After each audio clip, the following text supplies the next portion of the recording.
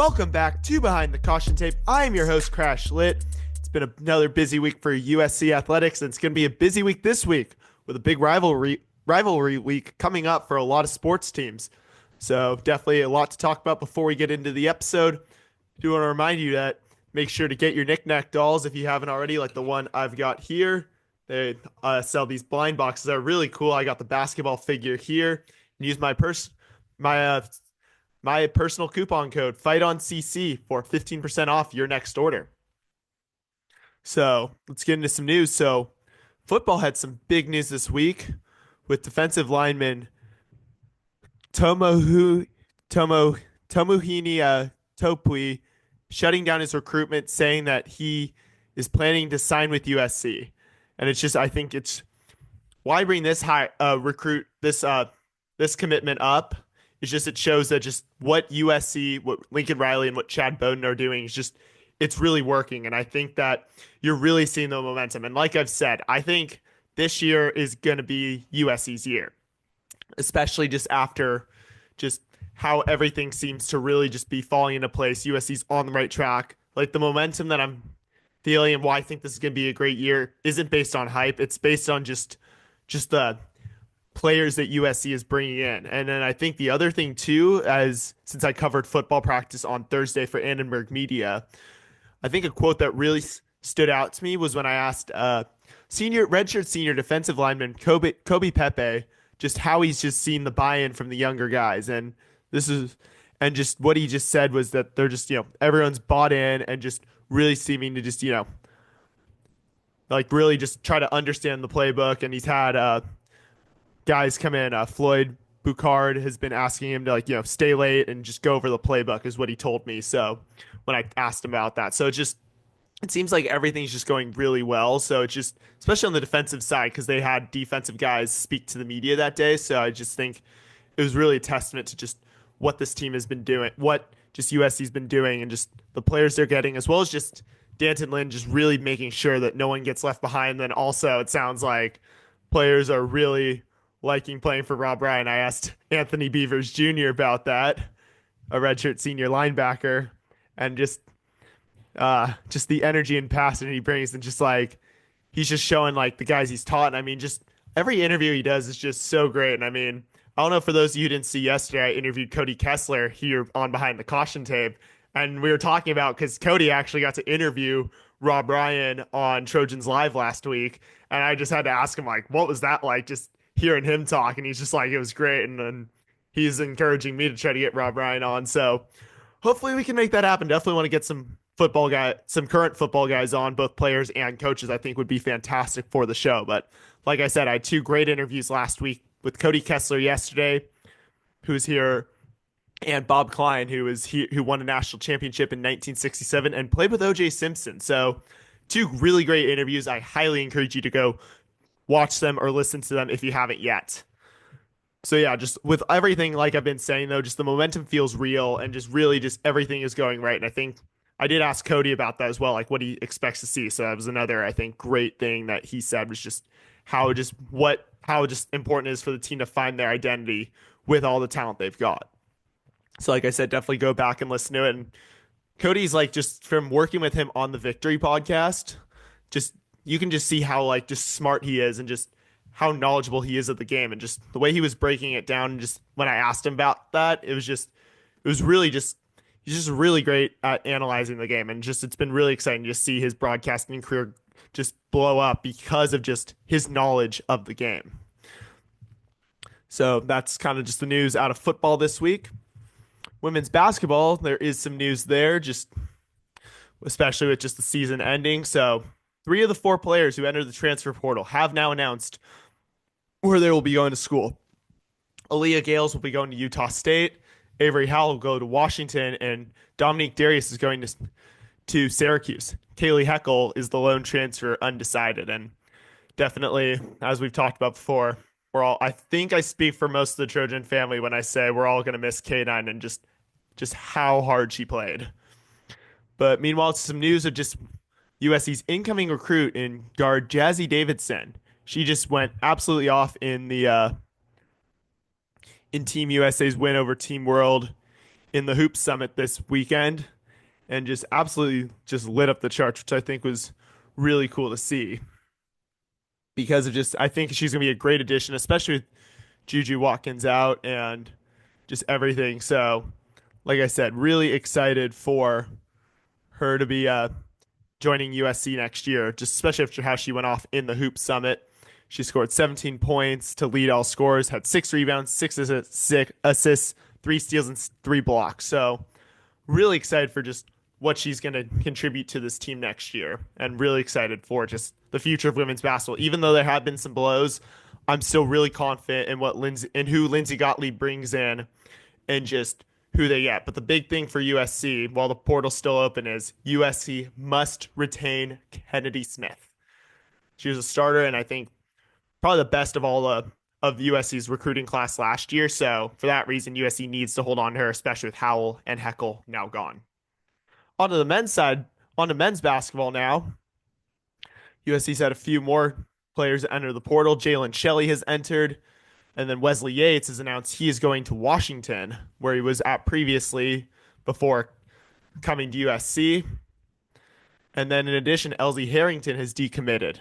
But then the other news is, but then USC has also gotten Youngstown State transfer Gabe Dines to commit to USC after big man Drew Fielder flipped to Boise State. So I think USC definitely getting a big man there, and I think that's going to be a big part of the team next year is just having a true big man presence. And that was something, while I think both Rashawn Agee and Josh Cohen did well at times, just because they just, and with all due respect, were just not the true big man that USC needed. And Musselman was bluntly upfront and honest about it all year, just because that just, if everything wasn't clicking perfectly for USC, it was hard for them to win games. I think we saw that a lot this year. But I think having a true big man is going to really help this team, especially in a really physical league like the Big Ten. In addition, with some coaching changes, Quincy Pondexter will not be returning to USC next year, is what reports are saying. It is unclear whether or not he was let go by Musselman, let him go, or if he left of his own volition. However, it wouldn't surprise me if his departure is tied to Yates's departure, because they are cousins, and Yates was the reason Pondexter came to USC after Pondexter was at Washington, then took the job. Does Pondexter go back to UW now, his alma mater? We'll see, but I think it seemed like I thought Yates would stay as long as Pondexter was, but I've heard things it was NIL, but then also did Yates know that Pondexter was going to leave? And at that point, he decided he wanted to be with his cousin, but we'll see, because what's also interesting is Pondexter was let go by new Washington head coach Danny Sprinkle, who Yates decided not to play for, and now Yates is going back to Sprinkle. So it's a really interesting situation. Obviously going to miss Wesley. I thought he was great this year and really helping, even just as a redshirt freshman. But now this means that USC has to keep Desmond Claude and just keep as much of this roster intact, because I think this team has potential, but you obviously don't want to be starting fresh. And like I said, I think the Must Bus is going to take off, but just obviously just USC just needs to, get their guys to stay. So on to the sports that happened this weekend. USC took part in the Texas A&M 44 Farms Team Invitational over the weekend and won 8 events. So a really good weekend for the Trojans, including multiple personal and NCAA best. So it's just a really great weekend for USC, and I think that was really great to see on Friday and Saturday in College Station. So up next, USC will head to Walnut and keep things strong in the Mount Sac relays in Walnut, California on April 18th and 19th. So USC just needs to keep things going strong after just a solid weekend out in Texas. Women's volleyball has announced that it has promoted assistant head coach Megan Minoa to associate head coach, and she'll be entering her 3rd year with the Trojans. And I think this is really great. It seems like everyone I've talked to on the team, they speak really highly of her. And I think she's just been, done a really great job ever since she arrived here, and just has helped with the team and just helped get this team back to where they are, especially as this team looks to take the next step. So really excited to see what she does with the team, and just I'm really excited for her, and congrats to Megan on what I think is a very well-earned promotion. And just from how the players on the team just reacted on social media, as I think just speaks to just their belief in her and just how they just see how they really just are really learning a lot from her. So I think it says a lot about just what Brad Keller's doing, and I think he's making a really good. I really like this move for USC. And then in addition, USC is their next day of their spring schedule. They'll head Saturday to Long Beach State, and then I'll see what I can report back. There hasn't typically been much made available publicly, so I'll see what I can find out, but I won't be going. So, like I said, I'll just see what I can hear, but otherwise, I'll just report back on what I do here and what I can just find from just looking things up, but can't promise much. Soccer, meanwhile, played the Legends U14 boys at Silver Lake on Saturday at 7. On Saturday, no scores were reported, but like I said, and just from what I reiterated from my conversation with Maria Alagoa a few weeks ago, is that I feel like for this team, it's good for them to be playing against, guys because it helps, have to, just be smarter. So I really like this matchup for them. But then their final spring match will be against UNLV at Dignity Health Sports Park on April 26th at noon. So just really excited to just see how they hope they finish the season strong. If I can get any scores on that, I will preview this more next week. Men's golf came in 8th overall to 10 schools in the ASU Thunderbird Classic in Papago in Phoenix, and they went 12 under par with an 840 total score. Gavin Auriella finished tied 9th. Jaden Demdemaya finished tied 23rd. Jack Buchanan finished tied 38th. Jack Jurge finished tied 42nd. And Antonio Safa finished tied 49th. And Tyler Greenspan, who's playing individually, plays 62nd. So up next for the golf team, men's golf, is the Big Ten Championships at the Baltimore Country Club. They'll run from April 25th through the 27th. I'll talk more about next week, but USC just need to build off the finish in the Thunderbird Classic to carry momentum into the conference championships. Women's golf came in second out of 16 teams at the Silverado Showdown, hosted by Colorado at Silverado Country Club in Napa, California. They went 2 under par with an 862 total score. Catherine Park finished tied second. Kylie Chung tied fourth. Jasmine Koo tied 6th, Bailey Shoemaker tied 40th, and Cindy Koo tied 79th. So, like the men, the women will also take part in the Big Ten Championships. They'll be at Bull Rock GC in Golf Club in Maryland from April 18th to the 20th, with the last day set to be shown on the Big Ten Network. And then USC needing to finish strong and carry into their strong finish to carry into the conference championships, especially with 3 golfers having top 10 finishes, or more specifically top 6, but still just and 2 top 5 finishes. So really impressive weekend, but USC needing to really carry the momentum going. Men's tennis split their weekend against the Michigan schools. They lost 4-3 on Friday to Michigan State at Marks Stadium at home, and then beat the Michigan Wolverines 4-0 on Sunday to win on Senior Day. And against MSU, USC got the doubles point, but only Peter Mack and Carl Lee won singles matches, with MSU winning the other 4 singles matches to secure the duel. And then against the Wolverines, USC got the doubles points, saw Mack, Nathan Trouvé, and Connor Church win their singles matches to sweep the Wolverines. So USC now 13-8 overall, 7-4 in conference play, so they're tied 5th in the Big Ten. And then up next, they'll finish the season on the road with duels at Nebraska on Friday and Wisconsin on Saturday. So the Nebraska duel will be at 4. Huskers are 14-7 overall, 7-4 in conference. And then Wisconsin's 9-10 overall, 3-8 conference play, and that duel will be played on Saturday at 10 a.m. So USC's final regular season home duels need to take advantage to finish strong heading into the Big Ten tournament. Women's tennis won both their duels on sweeps, beat Nebraska 4-0, both duels on the road, by the way, 4-0 on April 11th against Nebraska, won 4-0 on Sunday at Iowa. And against the Huskers, USC got the doubles point, with Lily Fairclough, Maya Sung, and Sloan Mora winning their singles matches to secure the sweep. And then against the Hawkeyes, USC once again got the doubles point, but it was Grace Piper, Imi Haddad, and Fairclough who won their singles matches to help USC sweep Iowa. So USC now sits 13-5 on the year, 7-3 overall, and 5th in the Big Ten. And they'll probably rise up from their rank of 16th. And up next, they'll play at UCLA on Wednesday at 1.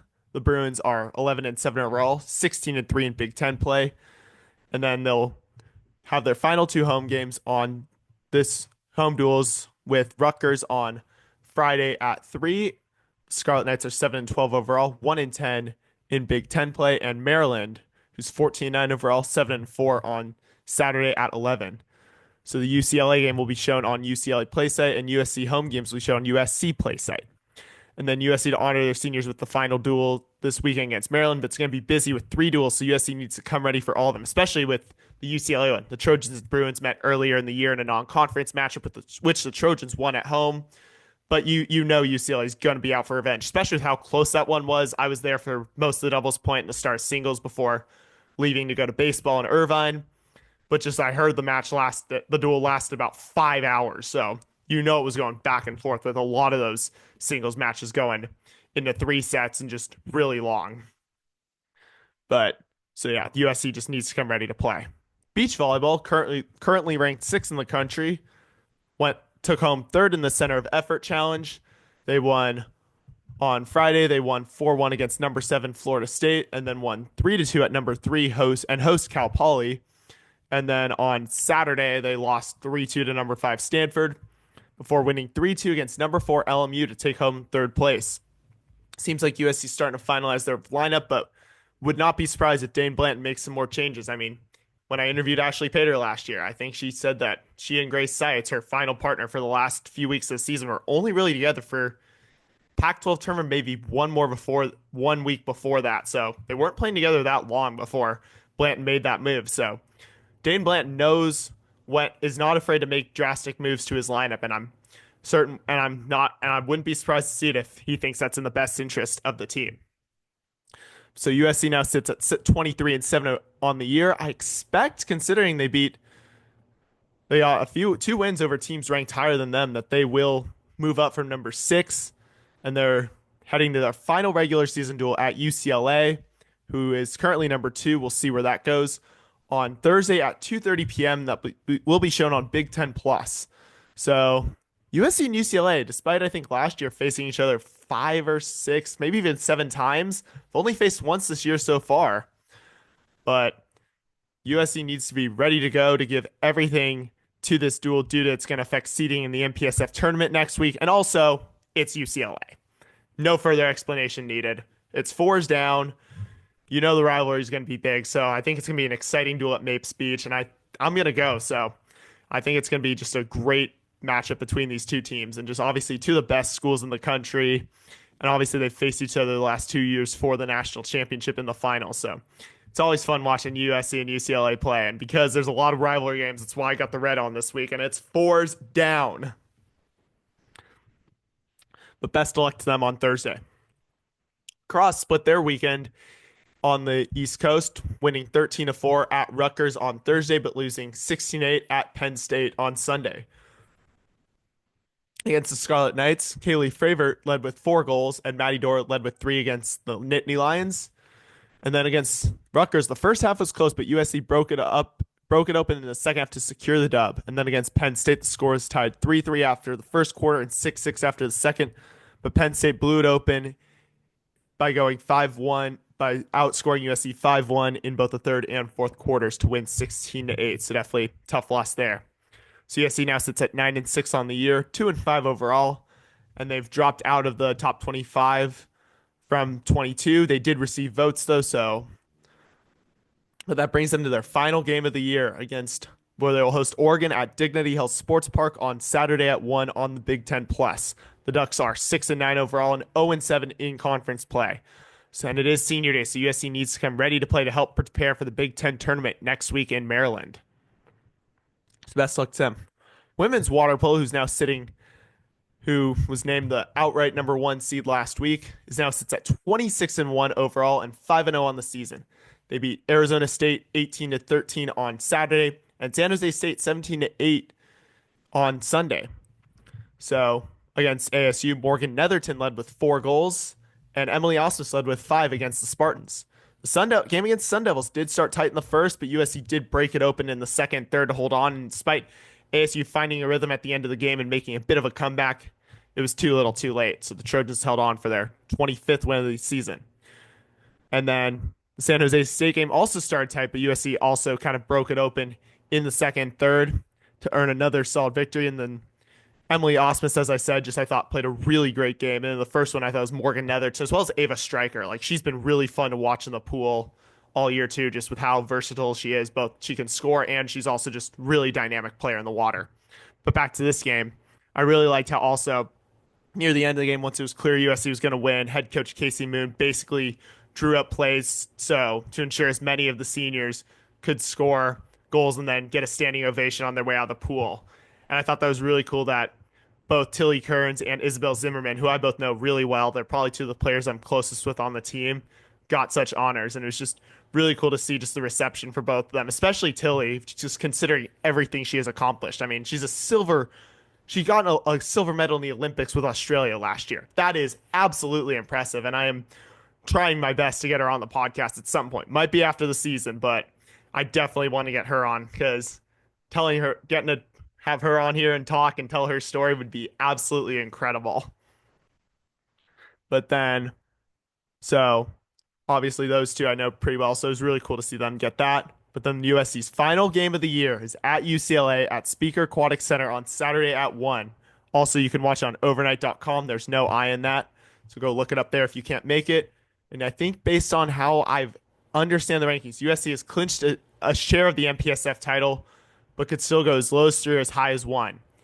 I think if they lose, they'll at least tie it with UCLA and or Stanford, and possibly Stanford. But if they win the MPSF title, regular season title outright. And then it should be a super exciting match between two good teams. And obviously, it's just an incredible rivalry for every sport. Like, it doesn't matter what sport it is. Like, USC versus UCLA, it always draws, and it's always just a great matchup. Like, I love watching these matchups between these two schools. And USC has won the lone matchup between the two schools already this year. So I think should be a great matchup at UCLA, but still one USC needs to come ready for if they want to win this title outright. And then so on to them. So now men's volleyball is the other next team that has also big rivalry week. But before we get into that, USC lost 3-2 against number 13 Stanford on Friday, and then followed it up with another loss 3-1 against the 13th ranked Cardinal on Saturday. Then Christian Connell, I thought was a really bright spot, especially with the few guys not playing that weekend. He led with 14 kills on Friday and then 18 on Saturday. And then the first match was really back and forth, really close all the way. But then it went USC won the first set, Stanford second, USC third, Stanford fourth. But then Stanford prevailed in a tight 15-13 fifth set to take the first matchup. And then the second match was also really back and forth. Cardinal did take the first two before USC won the third set with kind of a bit more decisively. Like it was kind of like USC was in control of that one. And it would have been further if Stanford had made a late run when USC had set point.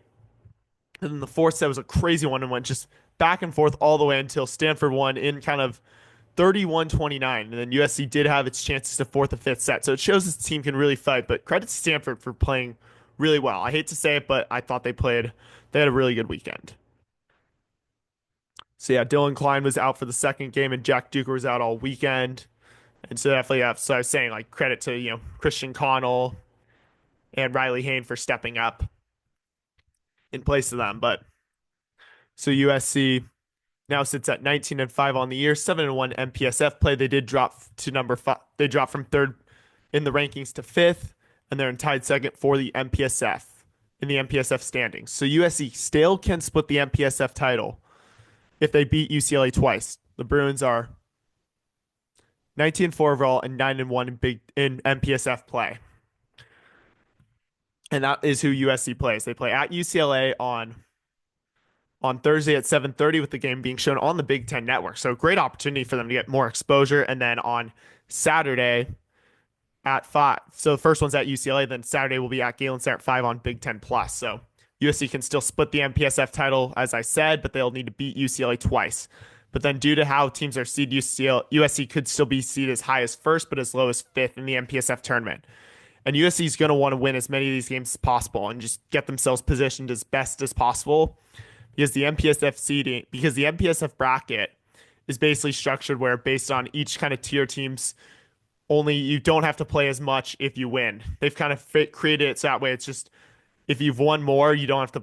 If you've won the best two teams, you basically have to play twice, which I think sets up more favorably and rewards the teams that do better in the regular season, which I'm all for, especially with how sometimes you see teams that do really well in the regular season lose maybe one game, lose in the tournament early, and then it bumps them out. Especially in a sport like volleyball, there's only eight eight spots in the playoff, and five of those have to go to automatic bids.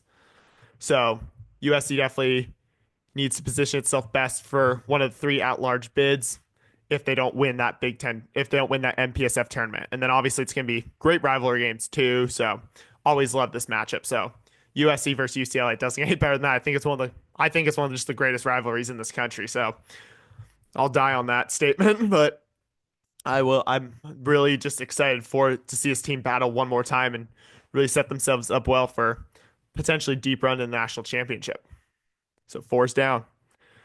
Final sport today will be baseball, who went 3-1 on the week. They got a 14-6 win at LMU last Tuesday. USC did strike first in that game, and while LMU didn't take the lead, they scored in burst, but a monster ninth from USC sealed the victory. They got 7 runs with Avery Covarrubias hitting a 2-run home run earlier in the game and driving in 5 runs total. And then against Penn State in State College, USC took 2 of 3. They won 3-1 on Friday. No, they lost 3-1 on Friday, pardon me. Won 6-3 on Saturday and won 11-6 on Sunday. Then in game one, it was first two were really just big pitchers duels with Caden Hunter pitching 7 solid innings and struck out 9 and allowed only 1 run. In game two, Caden Aoki pitched 7 really good innings too, struck out 6 and allowed 2 runs. But game three was more of a hitter's duel, a hitter's game, with Penn State striking first, but Braden Dowd, Avery Covarrubias, and Adrian Lopez most notably stepping up big to help USC pile on runs and secure its 5th straight series and also 5th straight Big Ten series too. USC has won every series since they got swept by Oregon. So really, I thought that was a really great weekend for the team. So USC now sits at 23-12 on the year, 11-7 Big Ten play, and they're in 4th place right now. So really impressed how this team has stepped up after being in a bit of a slump. They've won 5 straight series and won 8 of the last 9 games they've played. So up next, they host Hawaii, who's 24-10 at LMU tomorrow night at 6 on Big Ten Plus, and they'll host Gonzaga, who's 17-15 at Great Park from April 17th through 19th. That is a Thursday this week due to Easter. They don't want them due to Easter, so they'll play Thursday through Saturday rather than the typical Friday through Sunday. So the games will be 6:30 on Thursday, 6:30 on Friday, and Saturday at 1, all on the Big Ten Plus. So I think USC is going to be in for a really good matchup on Tuesday against Hawaii. And then they have an off-conference series this weekend and will face Gonzaga, who they beat 15-3 last year in Spokane. And the other interesting storyline of this series is it'll be Luca DiPaolo, former USC catcher Luca DiPaolo, who's now a junior at Gonzaga, who is now with the Zags, will be coming back to play USC for the first time since he left. And he's hitting .250 and currently serving as the primary catcher for the team. And I mean, I met Luca. He's a great kid. Obviously, I do miss him, but you know what? At the end of the day, he had to make the decision that was best for him, and I don't blame him at all. And I actually have to catch up with him. I think he came to the Notre Dame football game last November, so I bumped into him randomly at Rock and Riley's. So it was just great to see him, and it sounds like he's doing really well up there. He's loving it up in Gonzaga from what I last heard. I haven't talked to him in a minute, but hoping to say hi to him for sure and catch up and hear how his experience is going. But definitely should be definitely some good baseball action for the team before they resume Big Ten play and hit the final stretch of the season. So finally, last week I went 3-2 at the games I went to. I got the baseball win against LMU, 2 men's volleyball losses against Stanford, and then the women's water polo wins against ASU and San Jose State. So it puts me at 91-29 on the season and 303-111 all time. So yep, I did hit 300 wins all time. And then it puts me at 10-6 at baseball, 10-3 in men's volleyball, and 5-0 at women's water polo. So my plans for the week are going to be baseball on Tuesday night against Hawaii, beach volleyball and men's volleyball at UCLA on Thursday, baseball against Gonzaga on Friday, and women's water polo at UCLA on Saturday before coming back to USC for Galen Center to see the men's volleyball team host the Bruins Saturday night. So definitely gonna be a busy week. A lot of rivalries. Hope I make it out alive out of UCLA. I mean, kind of got a bit of a target on my back over there now, for being honest, but should be a great weekend overall. So looking forward to it all. That's gonna do it for us here on Behind the Caution Tape. Thank you to everybody who's been tuning in and just really been showing a lot of love to the podcast. It's been a ton of fun. It means the world to me that you all are supporting. Be sure to check out my website, crashlit.com. Be sure to follow me everywhere on social media at CrashLit, and that's where I'll be posting my next updates. Be sure to get your knickknack dolls and use your knickknack blind box. Get your licensed USC knickknack doll. Use the promo code FIGHTONCC for 15% off. I'm super excited to announce that USC junior outside hitter Dylan Klein from the men's volleyball team will join me Wednesday for a one-on-one conversation. And I think it's be really exciting to hear his perspective, especially after interviewing his grandfather, Bob Klein, last week, as well as just what he's looking forward to out of this rivalry week against UCLA. So see y'all Wednesday and fight on.